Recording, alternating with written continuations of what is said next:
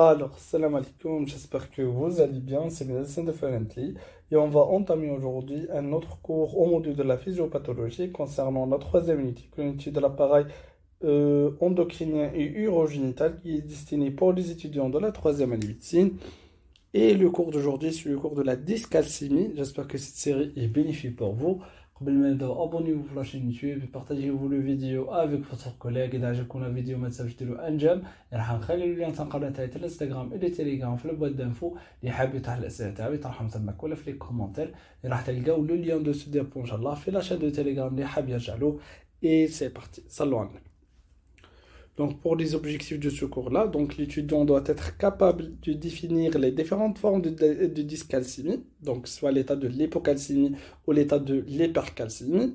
D'accord? Connaître les notions physiologiques concernant le métabolisme du calcium, c'est très important de connaître la physiologie. Donc, on va faire un rappel physiologique sur le métabolisme calcique et connaître les mécanismes de régulation de l'homéostasie, donc l'homéostasie qui se fait ou l'équilibration entre les différents secteurs, soit intestinal, osseux, sanguin, d'accord? Et décrire les mécanismes physiopathologiques qui régissent les troubles du métabolisme du calcium, connaître les conséquences biologiques et cliniques et les différentes causes et les étiologies de la dyscalcémie. Donc on commence par parler sur le rôle du calcium. Donc le calcium est un cation bivalent, donc présent dans tout l'organisme, d'accord? Partout. Donc, elle joue un rôle très très important au cours des différentes fonctions physiologiques. Parmi ces fonctions, on a la formation de l'os et des dents. Comme vous savez que les dents et l'os sont constitués par une substance minérale vraiment constituée la partie majeure de ces deux compartiments. Donc, cette substance minérale se mourra par l'odrexia-apatite. Donc, elle est la substance. Donc, le calcium, vraiment, c'est un composant très important et majeur et vraiment important dans cette substance qui est constituée la partie majeure des dents et de l'os. Aussi, il joue un rôle très important comme un transmetteur intracellulaire. داخل la cellule, le calcium يخدم comme un messager, d'accord, intracellulaire, permet les fonctions au niveau intracellulaire, la signalisation cellulaire, la régulation génique et aussi la régulation de la sécrétion des différentes substances intracellulaires. Aussi, elle joue un rôle très important dans la repolarisation de la cellule myocardique. معناتها comme راح يلعب لنا على la phase de relaxation اللي هو la phase de repolarisation اللي هو le relâchement myocardique. Donc les nerfs يريقل لنا في le rythme cardiaque معناتها راهو يوفق لنا بين la contraction et aussi la relaxation باش يدير لنا باش ما يصيرش un fatigue pour le muscle myocardique et راح نوصلوا des problèmes après la fibrillation auriculaire, des troubles aussi de la conduction et donc qui sont majeurs sur le pronostic vital du patient. Aussi un rôle majeur dans la contraction musculaire. مثلا هنايا الميسكل كي يجي ان ستيمولوس دونك لهنايا واش راح يدير راح le calcium راح تصير une libération et elle va intervenir et interagir avec plusieurs des protéines باش يدير لنا la contraction musculaire. Puis باش ما تصيرناش une déchirement تاع les muscles راح تصير la phase de relaxation كيما du muscle myocardique, d'accord. هنايا راح relaxation musculaire راح تصير لها un déclenchement qui تصير une élimination pour le calcium. Un rôle aussi il est voyé au cours de la coagulation كيفاش يخدم خدمة الكالسيوم au cours de la coagulation sanguine. هنا راح يدخل لنا في ان les facteurs de coagulation qui sont inactifs شوفوا الكاسكاد تاع الكواغولاسيون donc اللي يكونوا inactifs راح يتحولوا لنا vers des facteurs de coagulation actifs par le calcium. Donc elle va favoriser l'activation des facteurs de coagulation, d'accord, باش كي يصير des blessures par exemple ou des brèches. Donc لهنايا لازمنا تصير une coagulation de هذاك البارتي باش ما يدخلوش les bactéries, d'accord, يديرنا une septicémie après. Donc راح يدخل لنا le calcium في la formation des caillots sanguins. Donc بسبب هذوما les blessures. Et la dernière des choses, au cours de la transmission synaptique, تعرفوها كمال قريتوها في الليسي au cours de deuxième année en première année باللي le calcium donc يدخل الcellule présynaptique يعني الخلية قبل المشبكية puis elle va favoriser la migration dans les vésicules synaptiques qui contient l'acétylcholine puis l'acétylcholine elle est sécrétée au niveau synaptique puis on a des récepteurs spécifiques في la surface de la cellule postsynaptique puis il y a la transmission le signal donc la sécrétion des neurotransmetteurs des l'acétylcholine se fait par le calcium. Ça, deuxièmement, les formes du calcium dans le plasma, le calcium sérique total comprend 3 fractions. D'accord? Dans 3 types le calcium.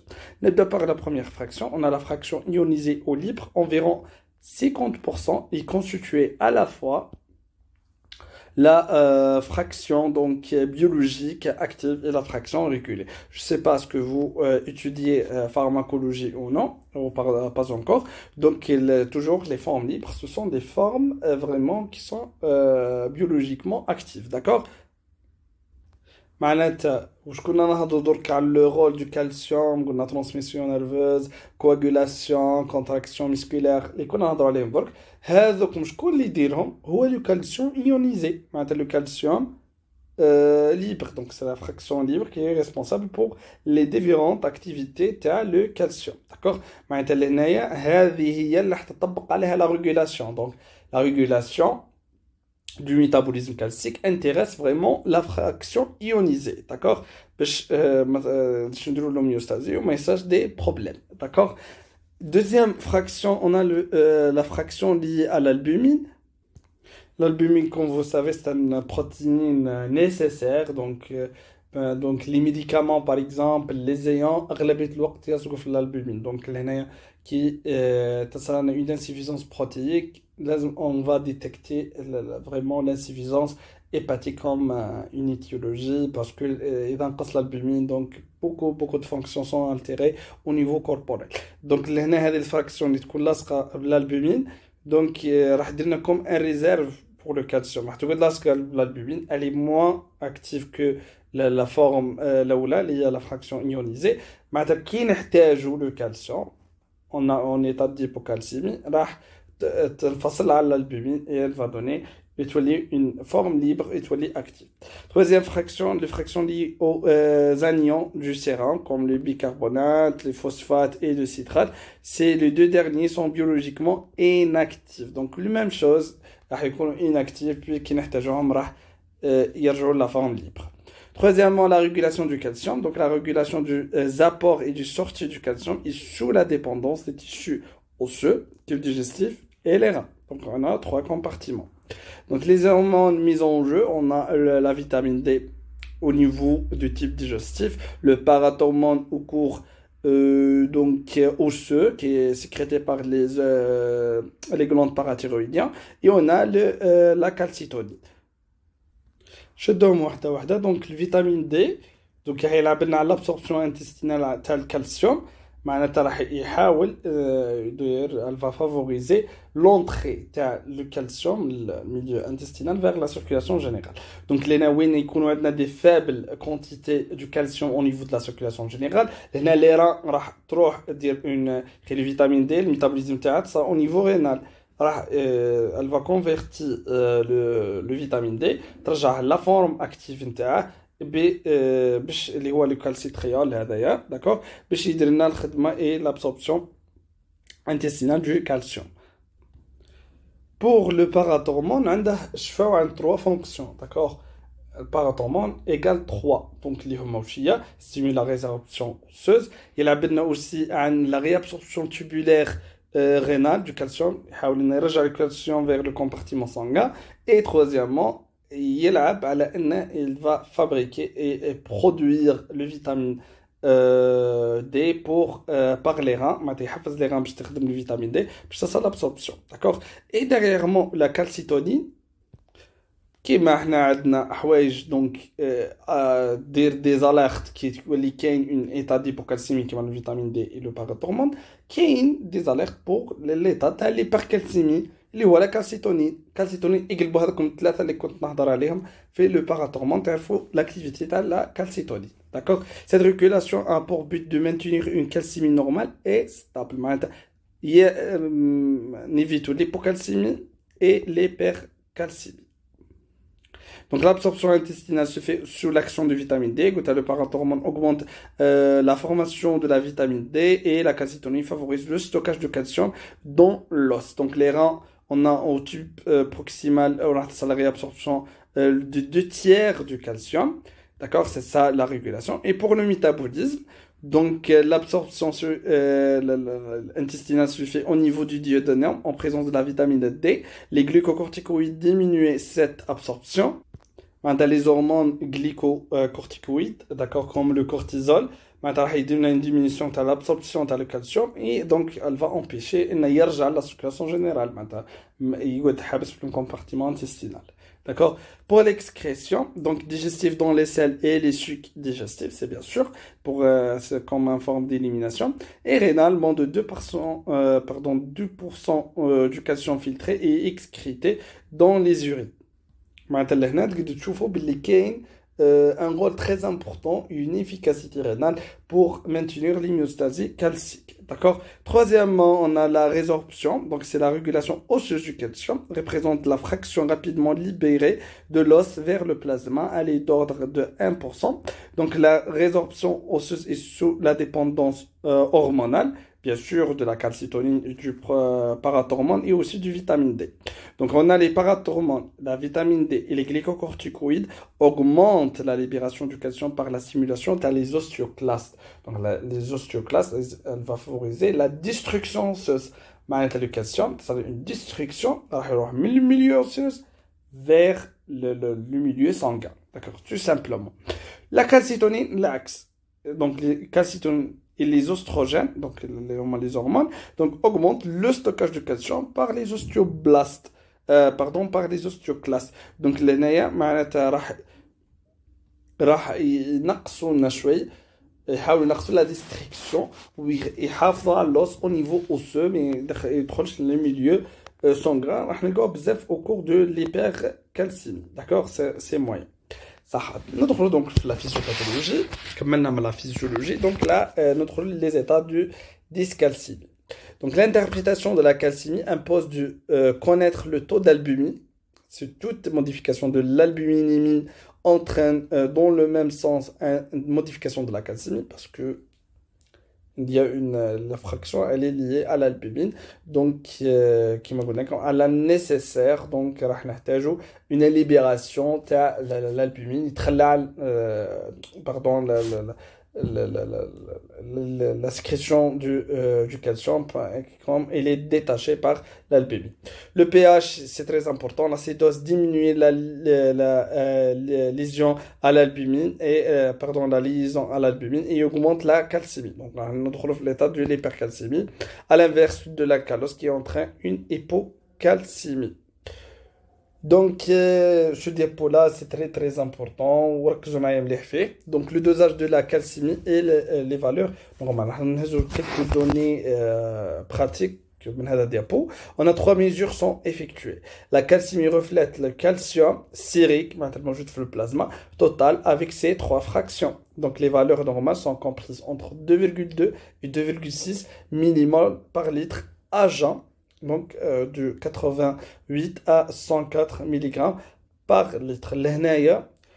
Selon les labos, ça arrive les résultats. Donc pour l'examen, donc les 2 unités. D'accord? Peut-être milligrammes à litre ou les millimol à litre. Parce que les normes fait l'examen. D'accord? Ça. Notion très importante, la calcémie corrigée. Pour maintenir et pour vraiment dire qu'il y a un problème calcique, لازم تحسبوا la calcémie corrigée, d'accord, correspondant à la valeur de la calcémie reportée au taux de l'albumine. Est-ce qu'il y a une homéostasie ou là, d'accord? Maintenant, le calcium corrigé, هو اللي نستعملوه في pratique courant, d'accord? كيفاش تتحسب؟ نهزو le calcium dosé par millimol, donc c'est beaucoup plus ما تلقاوش le calcium corrigé تحسبوه نتوما بالتليفون, d'accord? معناتها اللاب راح يعطيكم le calcium total اللي هي الفراكسيون اللي هضرنا عليها في الاول, راح تهزوها بالميليمول, d'accord? Plus 0,025 fois 40 moins l'albuminémie sur بالgramme à litre, d'accord? On demande de l'albumine avec le calcium, d'accord? La calcémie ionisée, c'est la valeur normale est de 1,26 à 1,31 millimol par litre ou de 42,5 à 52,5 mg par litre. D'accord, ركزوا مليح عن هذوم les chiffres. صح, les dyscalcémies. On a les dyscalcémies résultent toujours un déséquilibre entre la résorption osseuse, l'absorption digestive et les excrétions urinaires. Maintenant, ça les trois compartiments, d'accord? Les principales étiologies de l'hypercalcémie sont l'hyperparathyroïdie primaire et les néoplasies. Donc, on va en bas en détail. D'accord? Maintenant, le parent hormone, donc, réaliser de la résorption osseuse et l'augmentation du taux du calcium au niveau sanguin. D'accord? Les principales étiologies de l'hypocalcémie, les situations contraires, sont l'hypoparathyroïdie, donc ضمور في الغدة à la parathyroïde, et les déficits en vitamine D, donc le compartiment vraiment digestif est touché, et au cours de l'insuffisance rénale et les pancréatites. Donc je forme en détail. نبدأ par la première situation, liée à l'hypercalcémie. Donc, en définition, l'hypercalcémie, en état d'hypercalcémie, je كيفاش علاش قلت لكم ركزوا على الكوريجي parce que pour dire les situations soit en hypocalcémie ou une hypercalcémie, donc il faut calculer le calcémie total corrigé. Donc si le calcémie total corrigé est supérieur à 2,6 millimol par litre, on dit qu'on a dans une situation de l'hypercalcémie. D'accord? Et l'hypercalcémie grave, qui est vraiment, elle va manifester par beaucoup de signes cliniques, ou vers des manifestations très graves. On va faire les étiologies, on fait les conséquences. Lorsque la calcémie totale corrigée est supérieure à 3,5 millimol par litre et ou cliniquement symptomatique. Les symptomatique l'état, vraiment, des problèmes. Pour les mécanismes et les étiopathogénies de l'hypercalcémie, quelles sont les étiologies et les mécanismes physiopathologiques de l'hypercalcémie? Donc l'hypercalcémie est la conséquence de l'interaction de plusieurs mécanismes. Donc on a 4 mécanismes, on donne des détails faits un à un. Donc premier mécanisme, c'est l'augmentation des apports du calcium. Elle est très rare vraiment, mais donner un syndrome, bien comme il faut, c'est le syndrome du Barnet, qui c'est un syndrome caractérisé les patients ou les gens qui sont buveurs du lait, ما تشربوا بزاف الحليب ومشتقاته وتلقوا بزاف le syndrome du Barnet عالميا في دولة السويد, d'accord, parce qu'ils يشربوا بزاف منتجات الابقار وهاك الحوايج, donc اشتهر عندهم هذا le syndrome du Barnet, donc qui associe معناتها لهنايا en général باش نلقاو معناتها راح نلقاو augmentation fait le taux du calcium au niveau sanguin, d'accord? Maintenant, le syndrome du Barnet, il est associé avec une hypercalcémie, d'accord? Avec un alcalose métabolique. Allez, je un alcalose métabolique parce que le montaget qui fait le calcium, c'est beaucoup plus ça donc contient la molécule, le bicarbonate du calcium, d'accord? Le bicarbonate est vraiment présente dans la consommation alimentaire.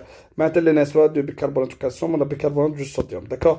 Là, il y a un alcalose métabolique, donc l'augmentation du total le bicarbonate au niveau sanguin, donc le pH est là.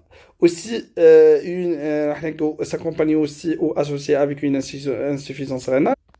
Aussi, le سبب الأساسي تاع l'insuffisance rénale. هنا نخدموها بالعقل. Donc le calcium طلع. Donc هنا نعرفوا بلي كي يطلع le taux du calcium qui est très important et de façon chronique, ركزوا معايا de façon chronique. لهنا راح تبدا تخدم les calculs rénaux qui sont les calculs calciques et elle donne des problèmes rénaux et parmi les problèmes, donc elle va boucher les voies excrétrices. Donc ce syndrome est dû à l'ingestion chronique d'importantes quantités du calcium contenu dans le lait, le bicarbonate du calcium ou du bicarbonate du sodium et lors du traitement préventif de l'ostéoporose. Toujours, on a donné des traitements pour vraiment la situation de l'ostéoporose.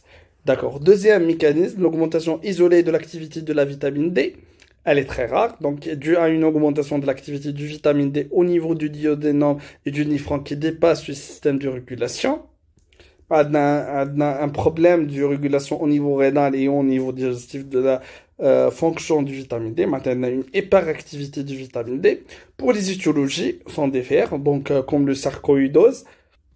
Tout simplement, je teste le sarcoïdose, je vais te en quatrième année en détail au module de la pneumologie. Donc, le sarcoïdose, c'est une maladie inflammatoire où tuberculose, d'accord, il y a des granulomes. D'accord, mais ما فيهمش la nécrose caseuse qui m'a tuberculose sont des granulomes seulement ما فيهمش la nécrose caseuse. Donc هذم les granulomes peuvent donner une sécrétion excessive du vitamine D en général. C'est ça le mécanisme physiopathologique. Aussi, au cours des lymphomes non Hodgkiniens qui sécrètent la vitamine D, Inch'Allah, au cours du module de l'hématologie en quatrième année. Une sécrétion excessive du vitamine D. Pour la biologie, donc lorsque vous demandez un bilan, donc on a une hypercalcémie, une hypercalciurie aussi parce que les reins une régulation de l'étape, un taux de parathormone basse par l'effet du rétrocontrôle. La stimulation le parathormone au cours d'une situation de la dyscalcémie, vraiment, elle est supprimée parce qu'on a vraiment une élévation excessive de la vitamine D. D'accord, ma vitamine D, roulée au DRD. D'accord. Troisièmement, l'augmentation de la résorption osseuse, très fréquente. Donc, l'hypercalcémie est due à une activation des ostéoclastes par stimulation hormonale ou néoplasique. Donc, c'est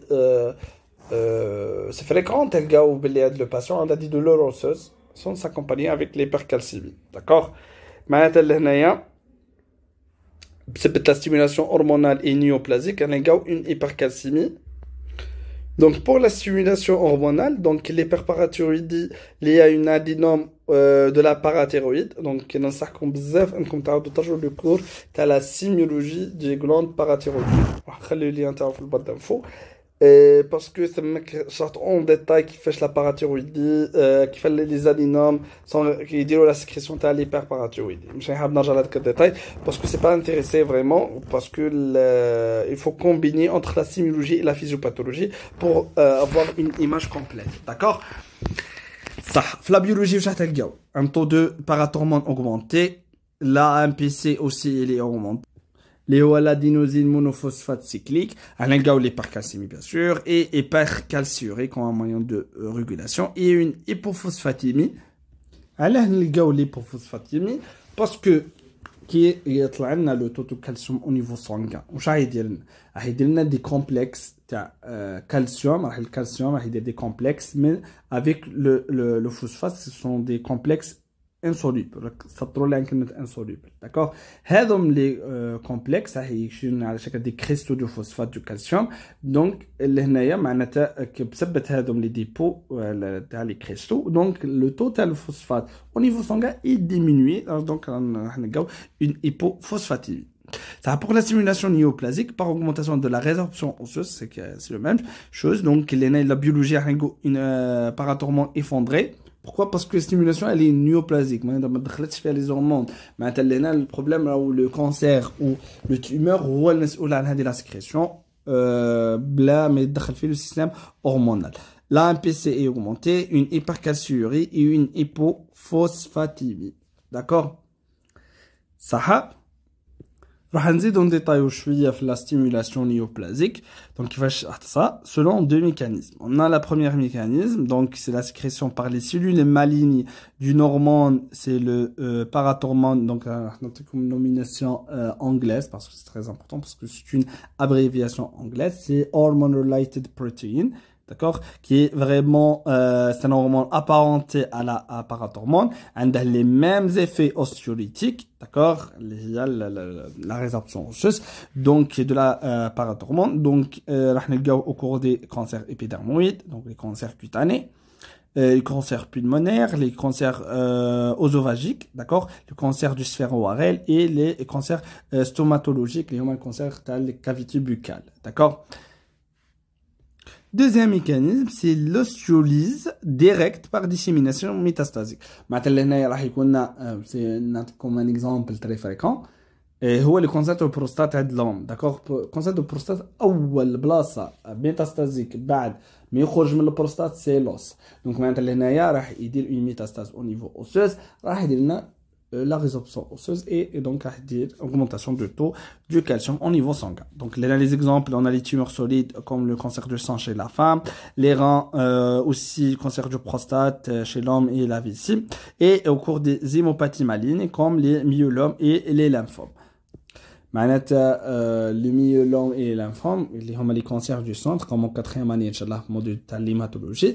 donc هذوما عندهم toute la capacité انهم يديروا une ostéolyse كي يلحقوا l'os, d'accord. Quatrième et la dernière mécanisme physiopathologique, c'est la diminution de l'excrétion rénale. C'est une situation vraiment exceptionnelle, peut-être secondaire, soit une tubulopathie rénale, qui c'est une vraiment affection touche les tubules rénaux, donc alors ça fait un dysfonctionnement, mais les reins travaillent bien comme il faut.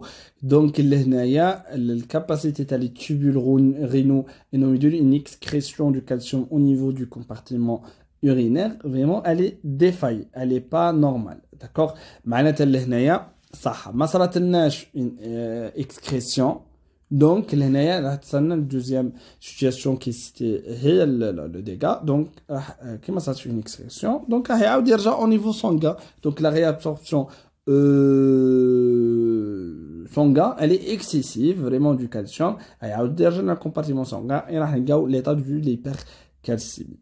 Deuxième du chose, elle est secondaire aussi à l'état de l'hypercalcémie hypocalciurie familiale, c'est une maladie génétique.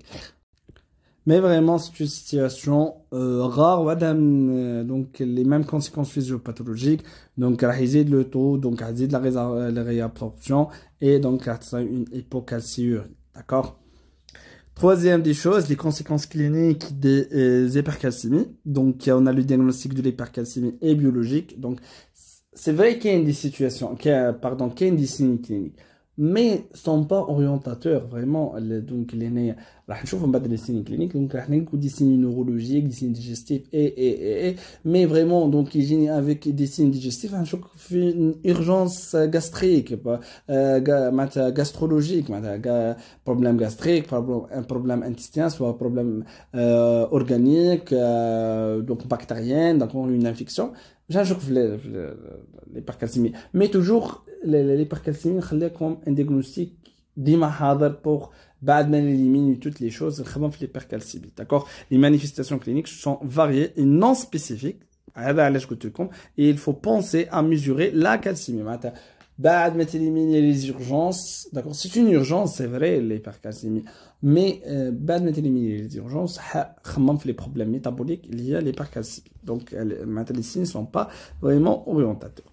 Ça va quelques signes cliniques. donc pour l'appareil digestif on a des anorexies, des nausées, des vomissements. donc des pancréatites aiguës. Au cours de pancréatite aiguë, on peut trouver une hypercalcémie. Constipation pouvant aller jusqu'à l'occlusion fonctionnelle avec un tableau pseudo-chirurgical, comme une occlusion intestinale. donc j'attrape la 4e unité. donc les intestins mais يخدم bien comme il faut par une volivulus. مش نحب ندخل بزاف هذا الديتاي. donc مهم en général les intestins, le transit intestinal est vraiment bouché par exemple un thrombus ou une volivulus, d'accord. ma rotation de l'intestin, donc le parenchyme alimentaire vraiment ne passe pas. c'est vraiment l'occlusion intestinale, D'accord? Des signes neurologiques contre l'asthénie, la dynamie, la dynamie associée à des troubles psychiques profondes, la clinique. Les agitations, les délires, le coma, donc, et les crises convulsives. Donc, devant une crise convulsive, mettez ça dose de la calcémie. D'accord? Cardiovasculaire, donc, on trouve une hypertension artérielle. Je dis bizarre en détail les signes cardiovasculaires parce que sont très intéressants, tel qu'on fait la clinique. Donc, la calcémie peuvent donner donc l'hypercalcémie, une hypertension artérielle. Parce que une vasoconstriction périphérique, donc les résistances vasculaires sont augmentées et donc ça a une hypertension artérielle. Donc, l'augmentation de la pression artérielle, donc, les vaisseaux sanguins. Aussi, on a des troubles du rythme et du conduction. هنايا تلعبنا l'hypercalcémie à la conduction électrique cardiaque من le nœud sinusal, puis le nœud auriculo-ventriculaire, puis le deux branches gauche et droite de faisceau du His jusqu'à Purkinje, le faisceau pour le reste à le myocarde. Donc les naya qui n'ont des problèmes de conduction, le problème fait la PR. Je fais choix le sujet, d'accord? PR parce que le taux de relaxation ou le taux de bloc le non auriculo-ventriculaire pour réguler les décharges électriques et bien les tâches supérieures et inférieures. D'accord? Donc l'électricité cardiaque تتحرك من النœud sinusal puis راح تروح لنا vers l'atrium droit et راح تروح لنا vers l'atrium gauche puis راح تتجمع وتروح للنœud auriculo-ventriculaire باش تغذي les deux ventricules droit et gauche. Donc لهنايا في l'état physiologique normal le nœud auriculo-ventriculaire a une petite pause donc de quelques millisecondes, d'accord? باش ça choque, d'accord? Et même بعدا راح تفتح le nœud auriculo-ventriculaire et راح تخلي le passage تاع l'électricité. Donc les troubles de l'hypercalcémie راح نقول des troubles de conduction. Je vais تقاوم العام الجاي en détail في الموضوع تاع cardiologie. هنقول allongement de PR, élargissement du QRS. Et peut voyer une raccourcissement تاع le QT. معناتها هنايا راح vraiment c'est une chose vraiment orientateur au cours de l'hypercalcémie aiguë راح نلقاو les raccourcissements du QT. انا نقول لي tachycardie sinusale c'est très important à noter ça. معناتها هنايا راح تلعب لنا عن le rythme sinusal وراح تزيد لنا les fréquences cardiaques, d'accord? معناتها هنا les fréquences cardiaques et les stimulations اللي يصلوا على le nœud sinusal sont augmentées par l'hypercalcémie. Donc راح نلقاو des tachycardies sinusales et derrière on a des troubles du rythme ventriculaire بسبب l'augmentation de l'excitation cellulaire parce que l'hypercalcémie a des troubles électrolytiques intracellulaires, donc entre les cellules myocardiques, et donc des troubles ventriculaires donc apparentes, comme par exemple les USV, les extrasystoles ventriculaires, chaque 3 extrasystoles répétées, donc où la fréquence supérieure à 100, c'est une tachycardie ventriculaire qui nécessite une prise en charge, d'accord? Inch'Allah, تقرأوا détails en 4e année. Donc aussi راح نلقاو donc des cas vraiment graves de troubles du rythme qui mettent en jeu le pronostic vital. Donc des troubles aussi hydroélectrolytiques et métaboliques, comme la déshydratation secondaire, une polyurie avec des urines hypotoniques, les acidoses métaboliques et les insuffisances rénaux aigus, comme par exemple par la formation des calculs rénaux. Ça, pour les principales étiologies de l'hypercalcémie, on a l'étiologie néoplasique, il y a la sécrétion du parathormone related protein, donc il y a la résorption osseuse et il va libérer le calcium au niveau de la circulation générale. On a des exemples au cours, par exemple, le cancer du poumon, donc des reins, le sein, d'accord, et les cancers hématologiques, d'accord. Aussi, la deuxième situation, c'est l'hyperthyroïdie.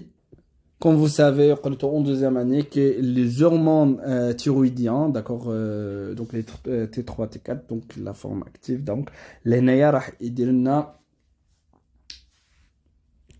et donc le même mécanisme de la résorption osseuse donc la capacité de faire cet mécanisme et donc de la libération du calcium au niveau sanguin et elle va donner une hypercalcémie secondaire à une hyperthyroïdie.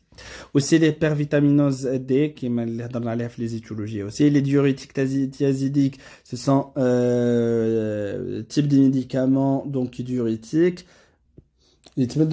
Pour les patients donc traitent au cours des maladies cardiaques donc surtout l'HTA, d'accord, les diurétiques thiazidiques, mais toujours il faut contrôler le taux de calcium parce que les diurétiques, on a plusieurs types, d'accord, on a les diurétiques thiazidiques, on a le furosémide, le diurétique de Lens, chapitre en pharmacologie, je sais pas ce que c'est là.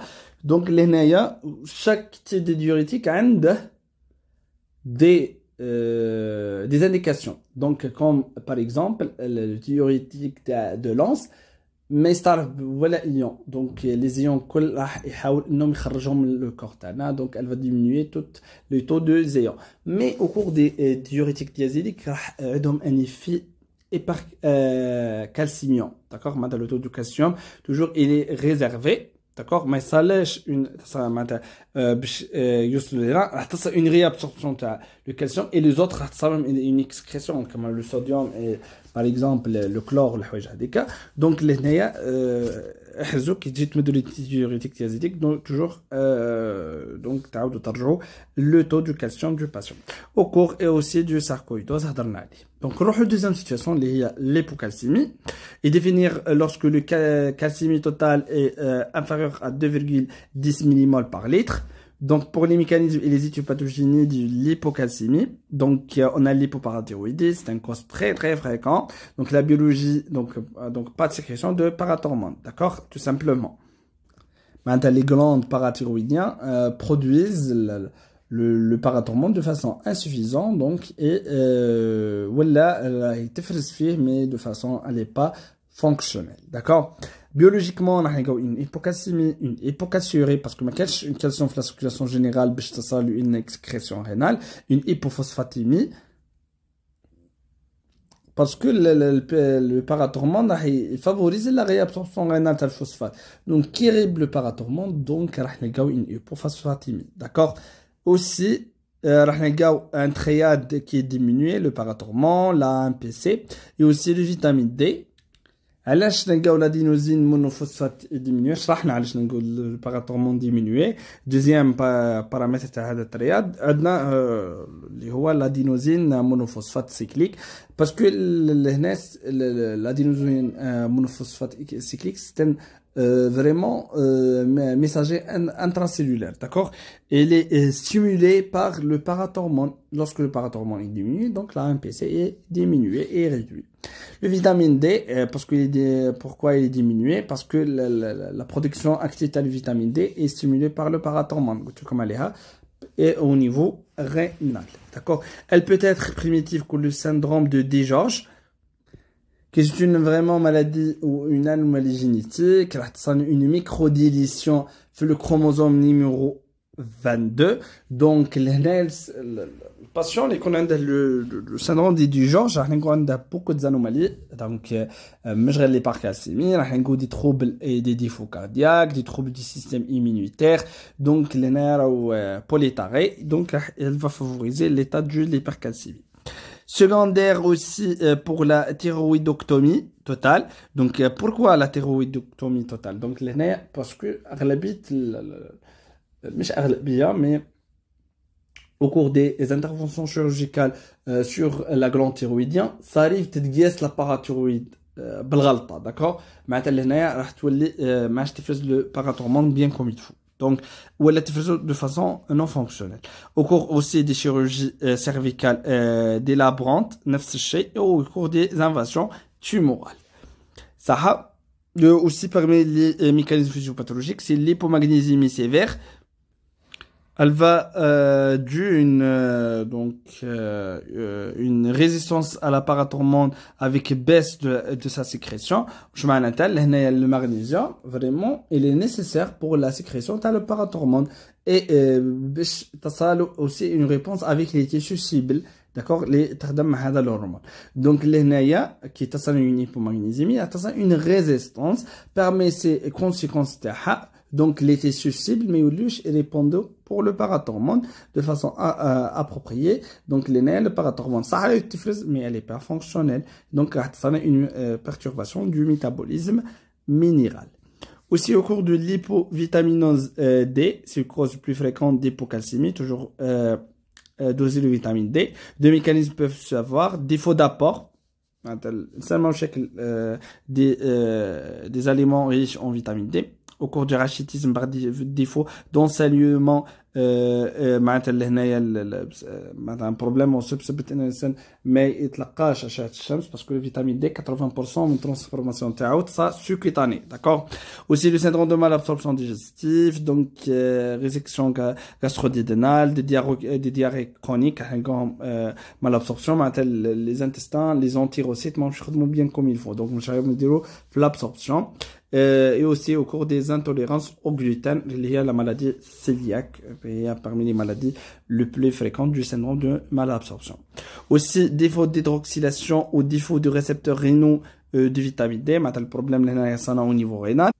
Et biologiquement, qu'est-ce qu'on peut trouver? Une hypocalcémie, une hypophosphatémie, d'accord? Et parathormone et vitamine D vraiment est diminuée, d'accord? Saha, aussi au cours d'une insuffisance rénale, l'hypocalcémie est multifactorielle, qui a plusieurs étiologies et expliquée par l'hyperphosphatémie, par précipitation des phosphates du calcium, une baisse de réabsorption rénale du calcium. هنايا راح vraiment au cours de l'insuffisance rénale معناتها ما عندهاش les capacités d'une excrétion du phosphate معناتها le phosphate est augmenté معناتها تصنع une hyperphosphatémie. كنتشفاو على الميكانيزم اللي هضرت عليها في نص الكور، قلت باللي لو كالسيوم كيفاش درنا une hypophosphatémie راح يدير un dépôt des cristaux avec le phosphate اللي هما insolubles. نفس الشيء d'accord. معناتها الفوسفات راح يهز le calcium يدير un dépôt مع بعضهم, donc ils sont combinés, d'accord, et va donner vraiment des dépôts qui réduire le taux du calcium au niveau sanguin, les dépôts des cristals, d'accord. Une baisse progressive de la sécrétion de vitamine D et de la réaction osseuse de à la parathormone, parce que le vitamine D a une fabrication au niveau rénal, d'accord. Maintenant, bien comme il faut, donc il y a une diminution. Mais pardon, quand on production, c'est l'activation de vitamine D. Pardon, l'activation de la vitamine D est forme active, le calcitriol, ça fait les reins. Donc, qui est une insuffisance rénale, le synthèse le calcitriol, mais ça bien comme il faut, et donc ça a l'absorption intestinale du calcium.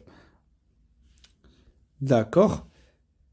Aussi, au cours du pancréatite aigu nécrotico-hémorragique, au cours du grade D et E de la classification de Balthazar, c'est quoi une pancréatite aiguë? C'est une inflammation du pancréas. Donc, il y a beaucoup d'étiologies, mais parmi les deux étiologies les plus fréquentes, il y a les lithiases vésiculaire, تاع الفيزيكول biliaire, راح تروح الاتياز راح يروح من الفيزيكول biliaire, il va boucher le sphincter d'Oddi, d'accord. C'est que le sphincter d'Oddi معناتها le canal principal du pancréas, le canal de Verzong. لهنايا راح تزيد il y a une augmentation de la pression au niveau pancréatique. لهنايا راح واش راح يصرى en général, راح les hormones et les enzymes, donc les enzymes pancréatiques راح ما عندهمش وين يخرجوا, d'accord, parce que le canal principal de Verzong est fermé, donc راح تصل une autodigestion du pancréas. تولي هذاك parce que sont très حامضيين, d'accord, ما عرفتش كيفاش نقولها الكلمه très acide, d'accord, très acide هذاكم les hormones pancréatique, donc il y a une autodigestion du pancréas, tous les تاكل في روحها البنكرياس, d'accord. Les douleurs تاع البنكرياتite sont très vraiment significatives. On a une position, c'est une position de chien de fusil, d'accord, elle est très orientateur vers la pancréatite.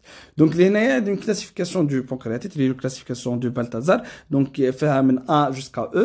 Donc, les stades DE sont des stades vraiment graves. احنا نقول hypocalcémie بسبب واش. Donc, علاش هضرنا على l'hypocalcémie au cours du phase nécrotico-hémorragique. Parce que au cours de ce phase, la nécrose, d'accord, elle est très étendue au niveau du tissu pancréatique. Elle a une formation, tu as des collets du nécrose. Ça. من هو اللي يتدخل في لا فورماسيون دي كولي دي نيكروز هو لو كالسيوم. دونك الكالسيوم راح يدخل في لي زون دي نيكروز راح يدينا ان هيبوكالسيميا راح يتحرك لنا فيغ au niveau du site de nécrose et le compartiment sanguin est diminué de taux du calcium. Donc on a un dépôt du calcium dans les collets du nécrose, destruction de la parathormone circulant par les enzymes pancréatiques, une amylase et lipase. معناتها يمنعوا لو باراثورمون يعاون ان بو لورغانيزم بار لا ريزوربسيون اوسوز على الاقل يعاود يرجع شويه لو تو دو كالسيوم مي مالوغوزمون راح تصير اون ديستركسيون بار لي لاميلاز اللي باز اللي يتفرزوا او كور دو بانكرياتيت داكوغ. هنايا معناتها يزيد يهلكنا لي تاع ليبوكالسيمي. دي كوز ميديكامونتوز كوم لي زونتي hypercalcimiants comme les biphosphonates et le calcitonin, les anti-épileptiques au cours des crises épileptiques. Par exemple, le carbamazépine, donc le carbamazépine, d'accord. C'est un anti-épileptique très très fréquent en Algérie, d'accord. هذا واش راح يدير لنا راح ينقص لنا l'absorption intestinale du calcium, d'accord. هذا علاش نلقاو l'hypocalcémie et aussi des transfusions massives, d'accord, au cours du mannitol et du citrate contenu dans les poches chez du calcium. Pour les conséquences cliniques de l'hypocalcémie, donc dépend de la profondeur de l'hypocalcémie et de sa rapidité d'installation, est-ce que aiguë ou chronique. Observé pour des calcémies totales corrigées inférieures à 1,75 mmol par litre. Donc les conséquences d'ici un neurotransmetteur est sensitif qui m'a appelé un golf la transmission nerveuse, des tableaux typiques de la crise de tétanie. D'accord, débute par l'apparition des troubles sensitifs à type de fourmillement au niveau des extrémités, des troubles neurologiques, d'accord, on élimine les causes neurologiques, on fait l'hypocalcémie, puis se produit par une contracture du muscle distal du membre supérieur avec apparition de la main d'accrocheur, et aussi les contractures peuvent se généraliser dans les autres parties du corps. On a dit signes très important au cours de l'hypocalcémie تشدهم. Le signe de Torosso, c'est une position en main d'accrocheur, on dire une image aléa, lors de la compression du membre supérieur par un appareil à tension. De l'appareil de tension, نسكروا البراسار نطلعوا la pression 220 ولا 240 راح نلقوا la main d'accrocheur راح نوريه لكم في la photo. Et aussi le signe de Chvostek, qui est une contraction péribuccale après une percussion du nerf facial en regardant de l'arc zygomatique très peu recherché en pratique. Donc le signe de Torosso. لهنايا est le signe de Torosso. راح نديروا le brassard, راح نغونفليه bien comme il faut, راح نلقوا la main تاع le patient ولات معلقه في هذه البوزيشن هذه يسموها position de la main d'accoucheur. Et le signe de Chvostek, donc elle va percuter par cet appareil, donc du percussion sur le trajet du nerf facial, راح نلقوا une contraction buccale. D'accord. Pour les conséquences graves, on a les convulsions et les états mal convulsifs, donc ce sont des états vraiment mal épileptiques, des conséquences respiratoires comme laryngospasme. Maintenant, problème في les muscles laryngés et des mécanismes de contrôle de la voie respiratoire haute et des troubles cardiovasculaires, شرحناهم en détail. Donc pour la crise de tétanie, quelques mots sur cette crise. Donc signe que l'on recherche d'ailleurs au moment du diagnostic lors du test de Torosso. Donc ça veut dire diagnostic troisième. Le plus souvent, ce sont les muscles du membre supérieur qui sont atteints, mais la contracture peut également gagner la face et donner des spasmes labiaux, donc des lèvres, et aussi réalisons le massage de Tanche qui est retrouvé dans le signe de Chvostek. Plus rarement, elle atteint les membres inférieurs, mais beaucoup plus les membres supérieurs ou le tronc, donc c'est très inférieur. Donc ce qui conduit à des paresthésies générales, des sensations agréables et une contracture de tous les corps peut entraîner elle-même des manifestations graves, notamment des spasmes laryngés et donc des troubles respiratoires et des autres manifestations. Donc, كما كنكونوا وصلنا لآخر كول. Merci pour votre attention. طولت باش تستفادوا وحاولت نشرح الفيزيوباث bien comme il faut. Merci pour votre attention et bon courage.